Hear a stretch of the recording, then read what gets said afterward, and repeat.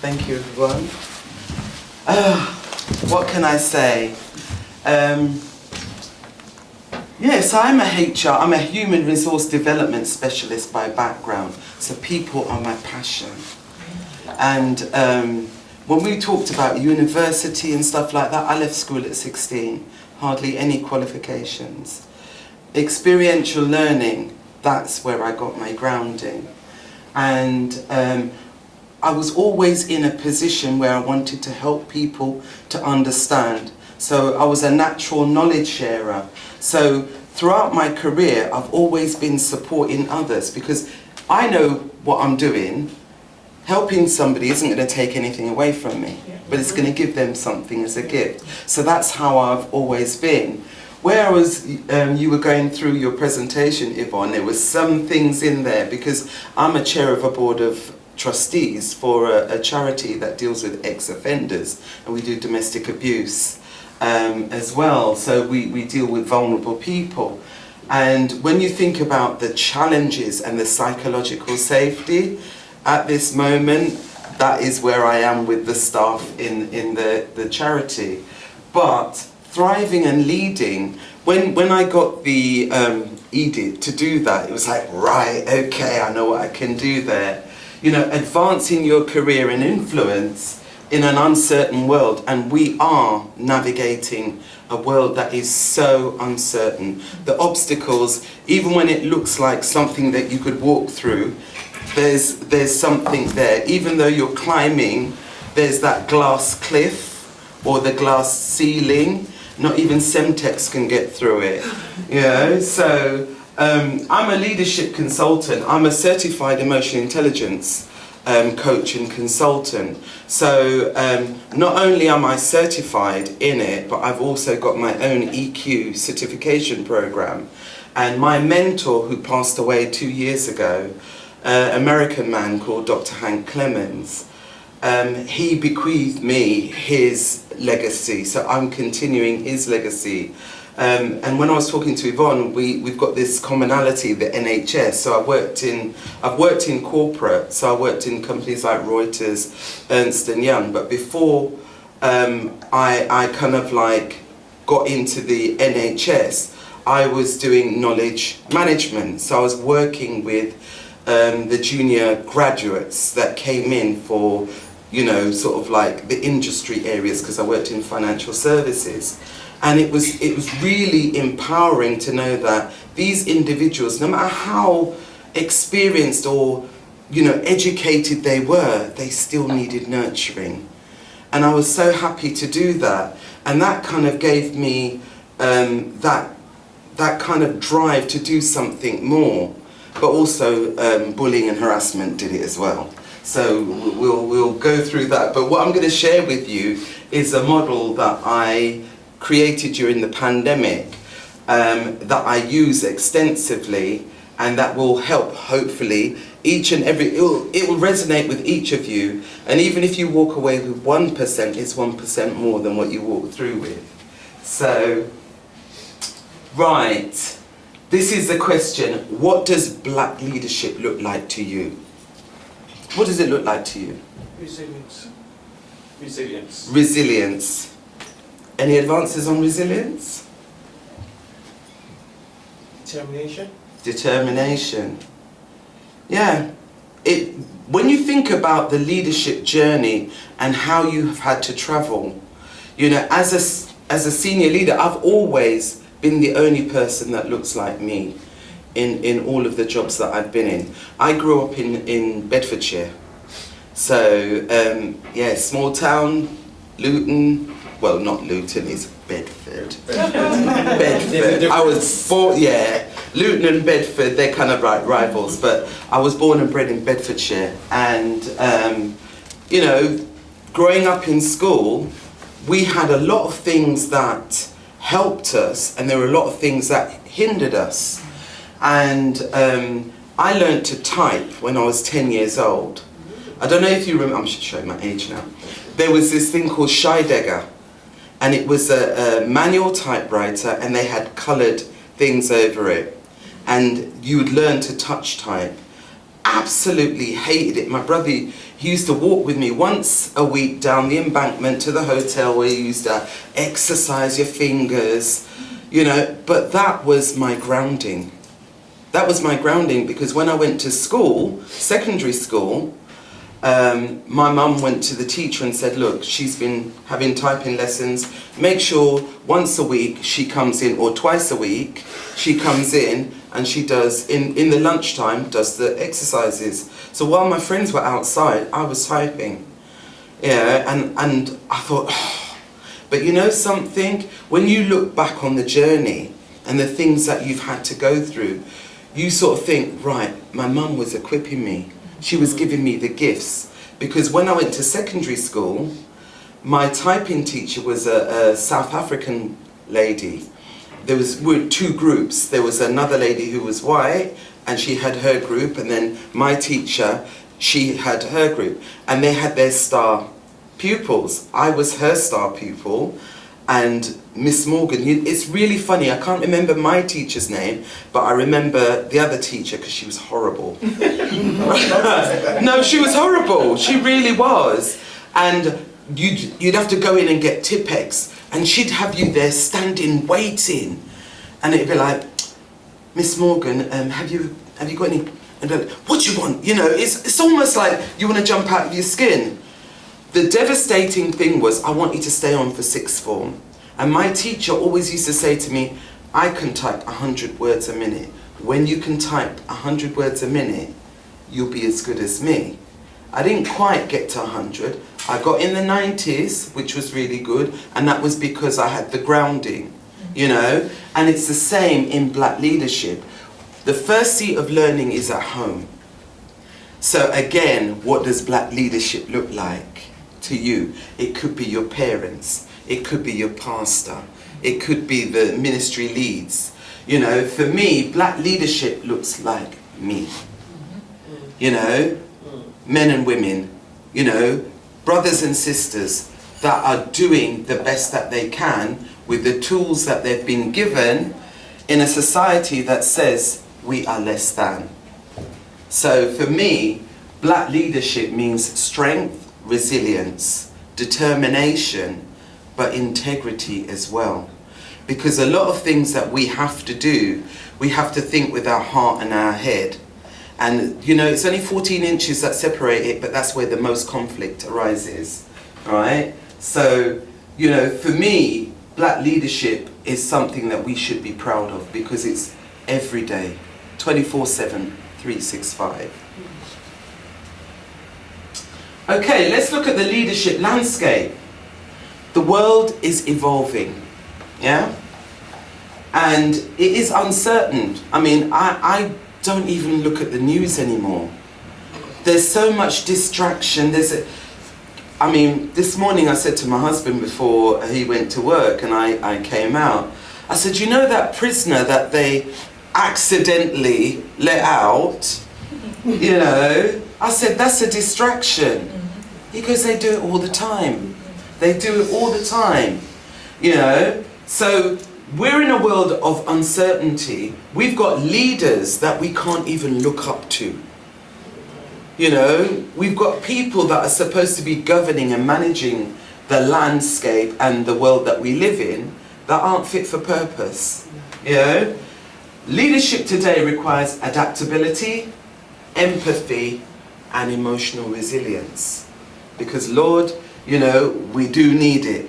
We really do.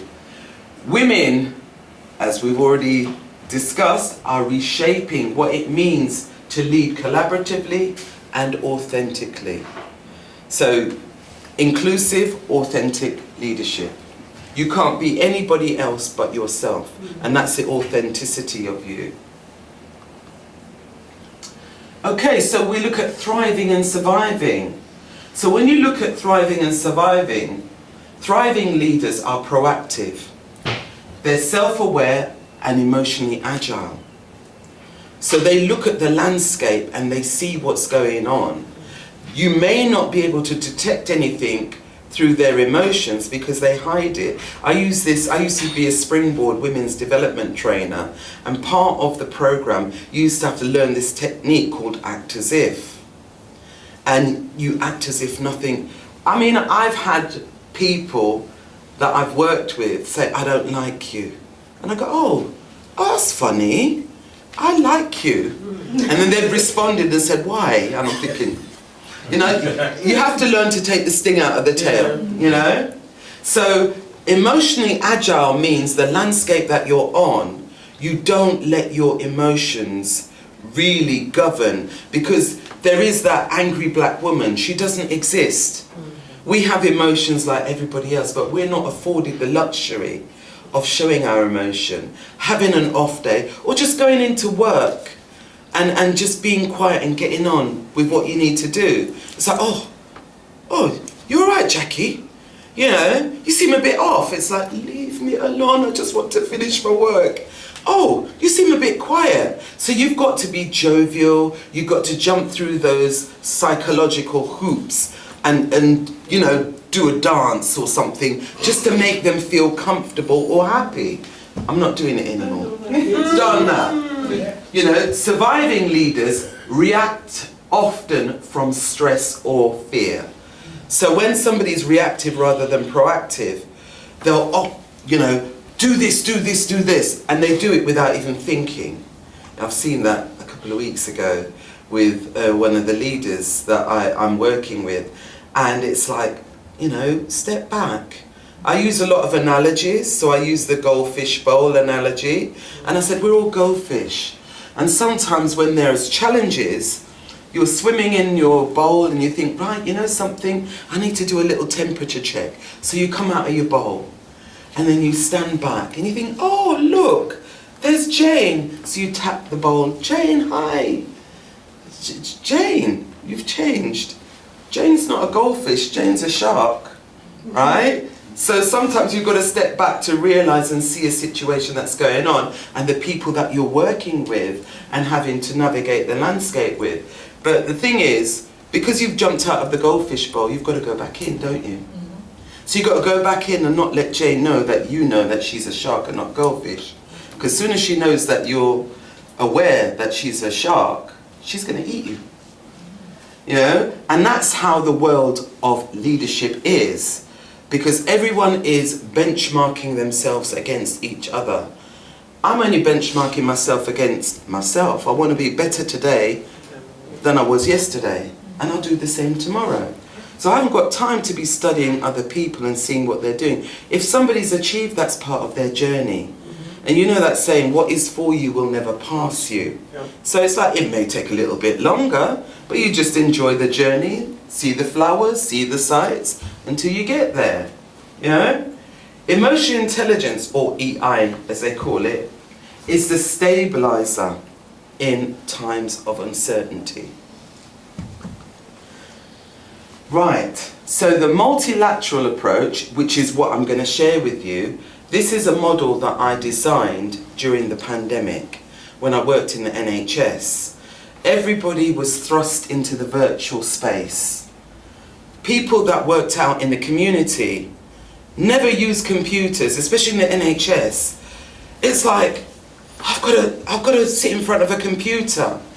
The bullies that you can't wait to 5 o'clock to leave, they were living with you in your home through the virtual space. So this framework is started off as tripartite, and I'm doing a PhD, so I'm doing a PhD on decolonising black leadership in corporate and healthcare organisations in the UK. Because when we look at studies, we always have to go to our US cousins for data.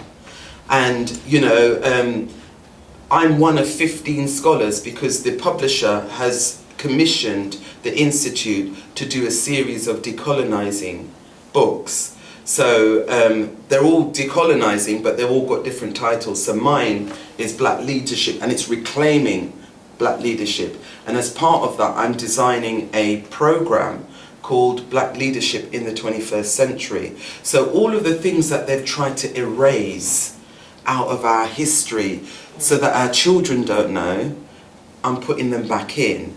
So you might as well say that I'm taking ingredients from the past, so the Ubuntu philosophy and leadership, all of that. So I'm taking ingredients from the past and stuff from the present to bake a cake for the future leaders, which are young boys and girls. So, thank you. You know, so this is a holistic framework, and it really does work. Because if you know about emotional intelligence, and we'll go through that in a little bit, and emotional resilience, and then you think about cultural intelligence and spiritual intelligence, all of them are interconnected. They work robustly, independently, but together they are so powerful. So during the pandemic, I was getting phone calls from women leaders, black women leaders, and it's like, oh, you know, is there anything? Because they were getting pressure from their bosses, and they were stressed, and they're thinking, how am I going to support my staff? So what I did was a series of webinars, you know, workshops with them to give them little strategies so that they can take it on board, but then also they can disseminate it and break it down into bite-sized chunks for their staff members. And it worked. It really worked. And they could see the difference, because some of the things, because you're in a situation, as a leader, you have to think. You have to think strategically. You have to think about what the impact is going to be, not only for you, but for the staff, for the organisation.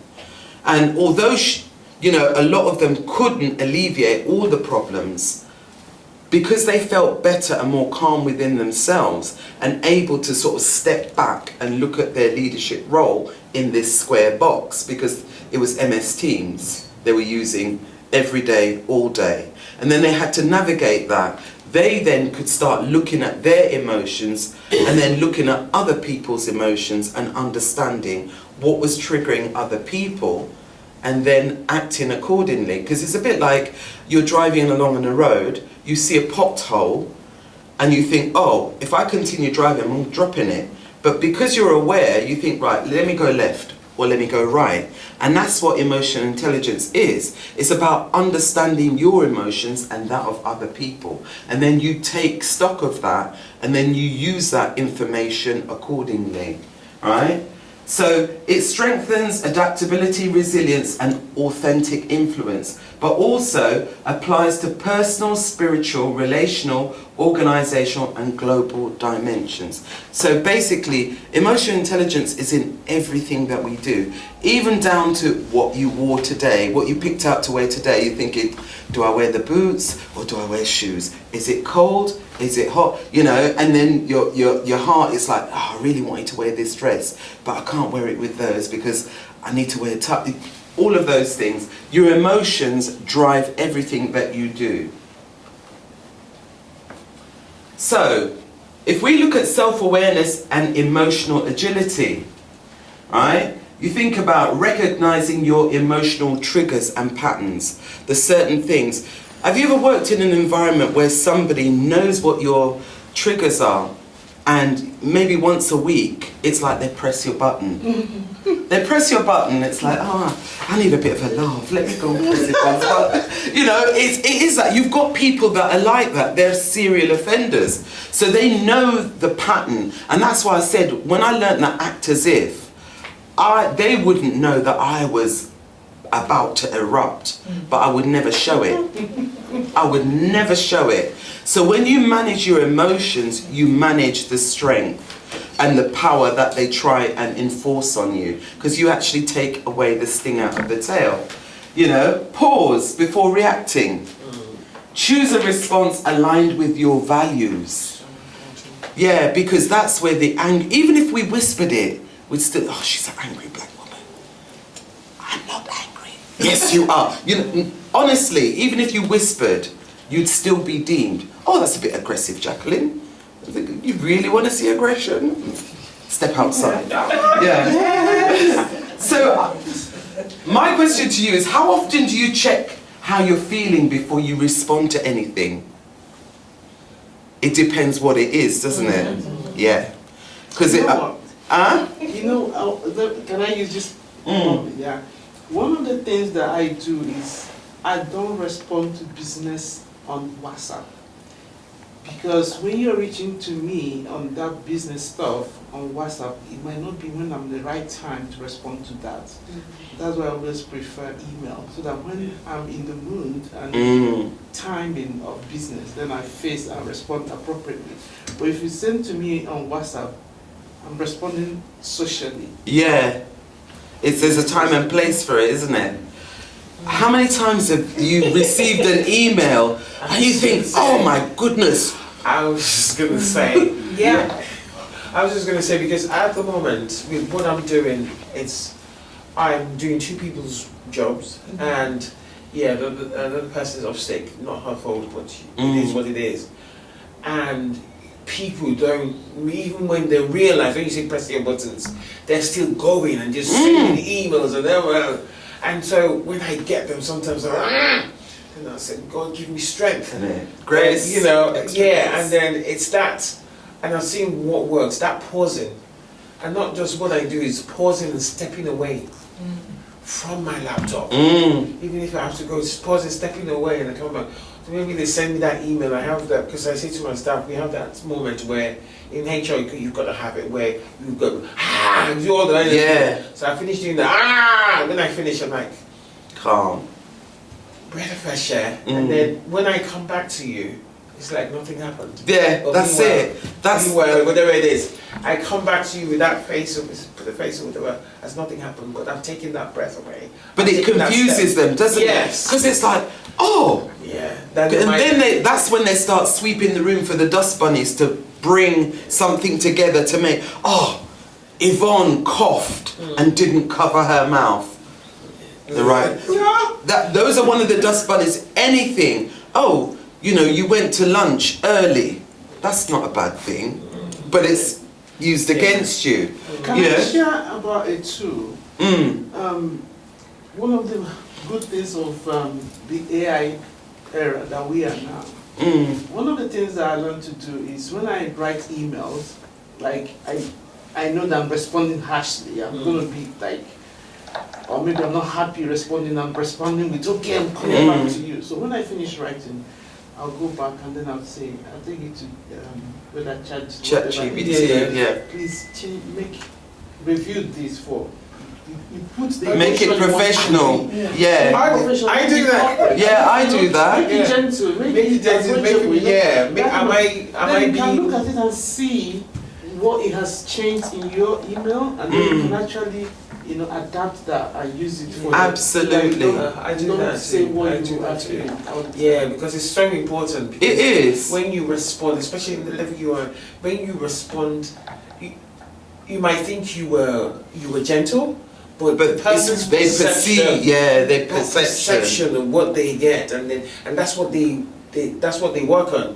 Oh well, yeah, but this is what you said. But then you say, oh, that's not what I meant. Yeah. And it now becomes you said, that's not perception, and you kind of don't want that. So I do that, and then go back to say, to make sure that it sounds professional, to make sure it doesn't really sound how I'm feeling, because if it's how I'm feeling, honestly.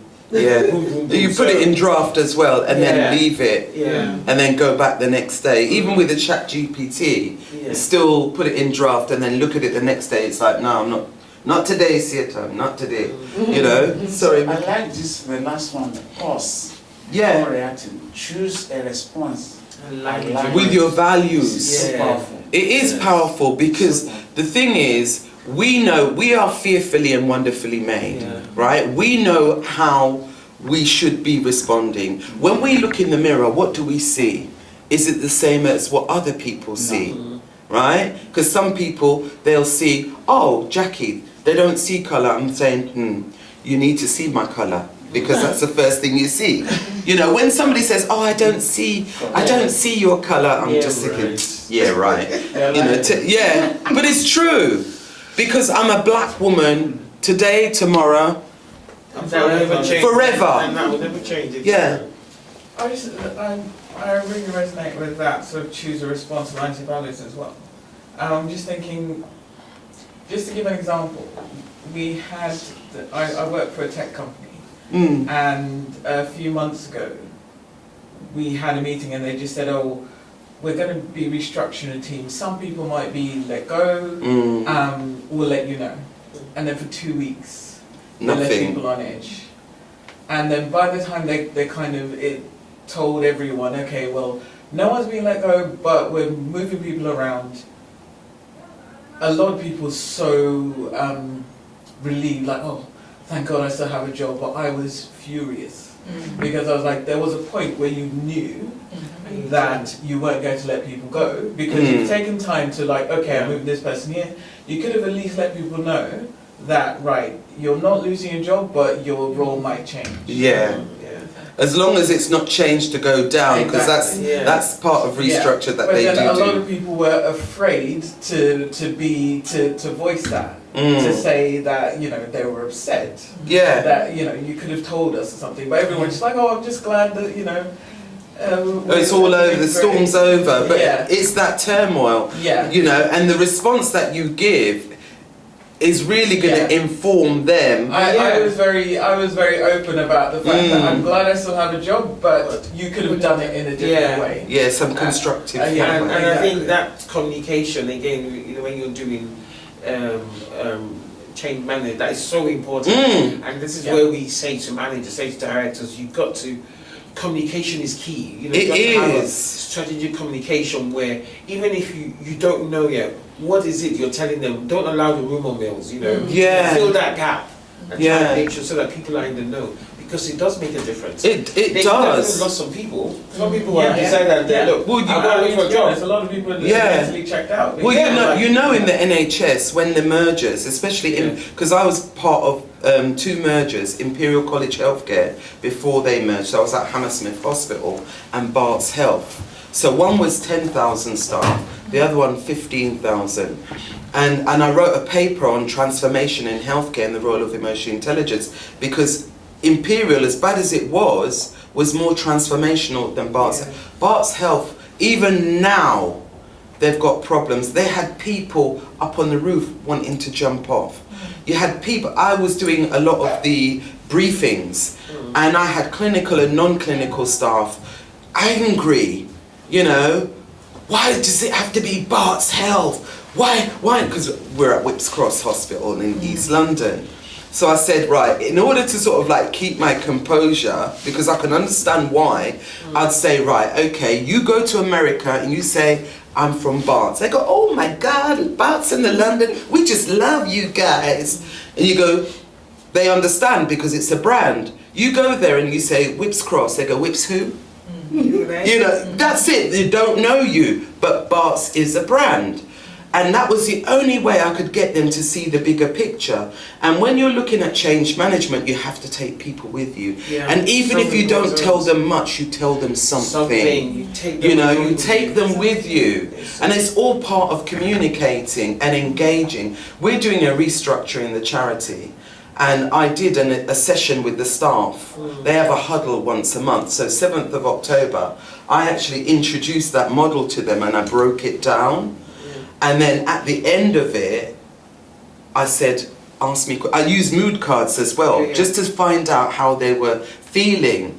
Because the directors were very closed. They didn't want the board involved with the staff, didn't want you coming into the office. And I said, no, I'm a social butterfly. I want to be with them. I want them to know the board. And we had an away day, which was brilliant. So this was off the back of that. So after I did the mood cards, they chose anxious. And I go, why are you anxious?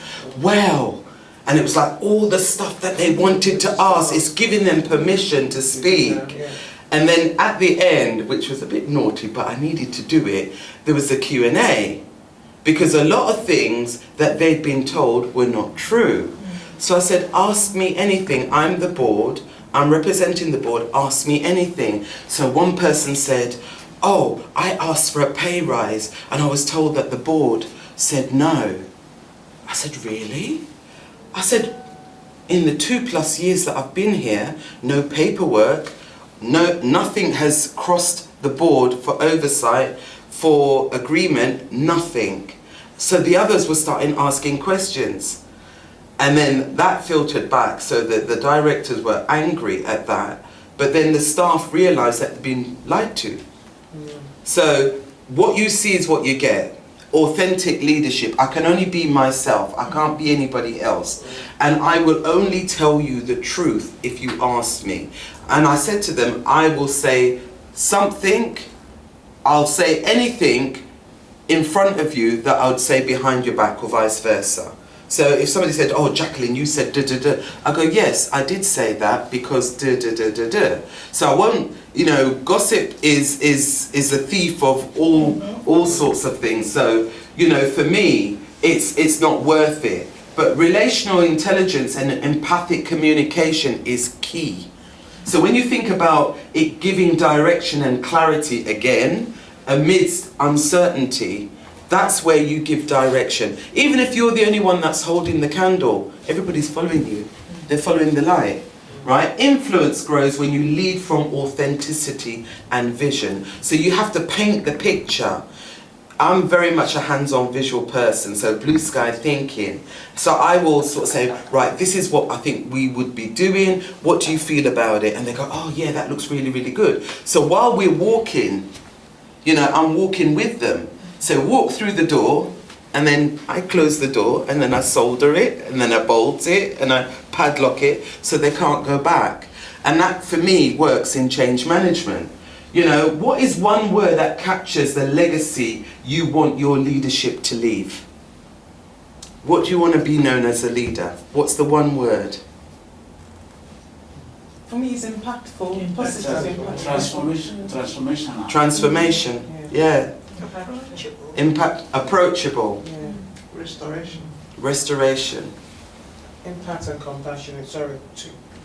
No, you can have as many as you want. But I just think, you know, there's the empathy, there's integrity, there's authenticity.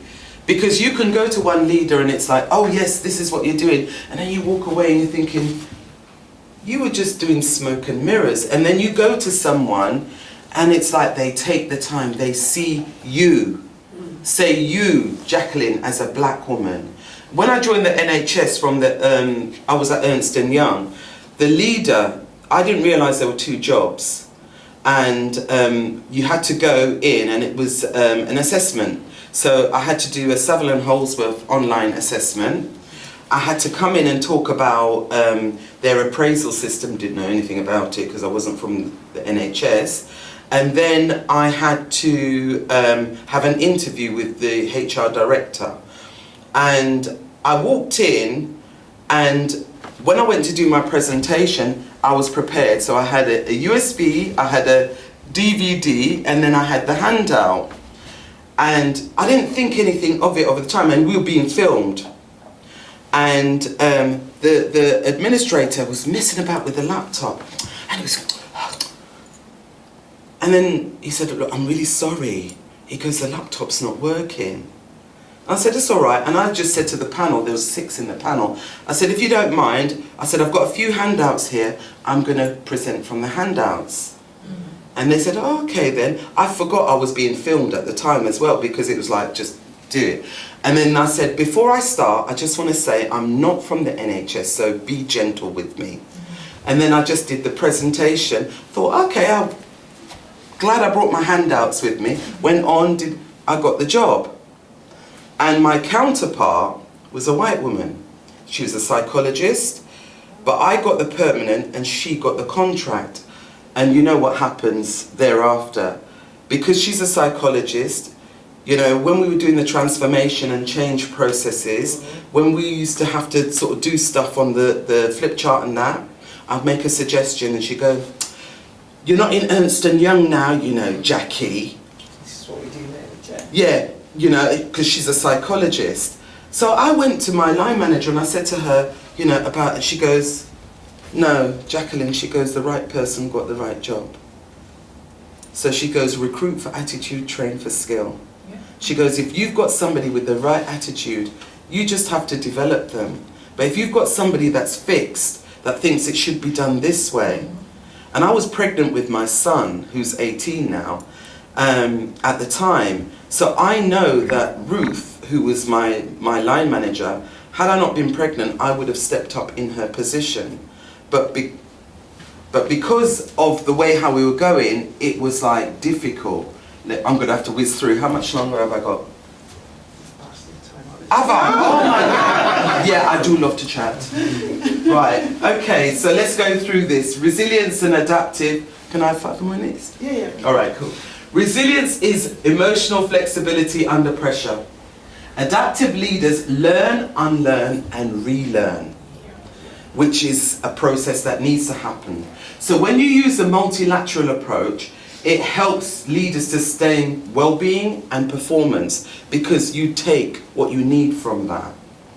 So you see, do you bend or break? That's the resilience. Thriving in an uncertain world. There are 3 ways to thrive. So regulate your emotions, influence with empathy and integrity, commit to continuous learning and growth. You can't go wrong with that. Right, so this is the Black leadership ecosystem, right? So you've got that. So you've got your world, you've got your team, and you've got your organization. So you can pick and choose all of those things as you need to in those areas. But then when you think about, ooh, that's gone skewed. It's a transformation over. When you think about your leadership system, forget about that. It was a nice little star. It should have been centralized. You've got integrity, you've got values, you've got responsibilities. CCP is commitment, courage, and persistence. But in between, it's the bits in between. Your change agents, your storytellers, culture advocates, people developers, you're results oriented. You're a mentor, customer oriented, and relationship builders. So all of those things, you can add whatever you want to your model, and that is your ecosystem. So that's something for you to think about. Who role models Black leadership for you? So when you think about Black leadership, who role models it for you? Who do you admire and think, when I grow up, I want to be like them? Yeah. See, it's got a transition, so there was something underneath it. Yeah, there was something underneath it, but all I can say is there are times where I drink heavily from my multilateral cup, depending on the work that I'm doing, you know. But the quote, with our future ahead of us and the ancestors beside us, there's nothing we can't do. So, thriving women lead. So, empowerment and purpose. True leadership begins with self-awareness. When we lead from within, we influence the world around us. Resilience and emotional intelligence. In times of uncertainty, emotionally intelligent leaders don't just adapt, they elevate those around them. And then the last one, authenticity and legacy. Leadership is not about control, it's about connection, inspiring others to rise as you rise. And that is it. Thank you.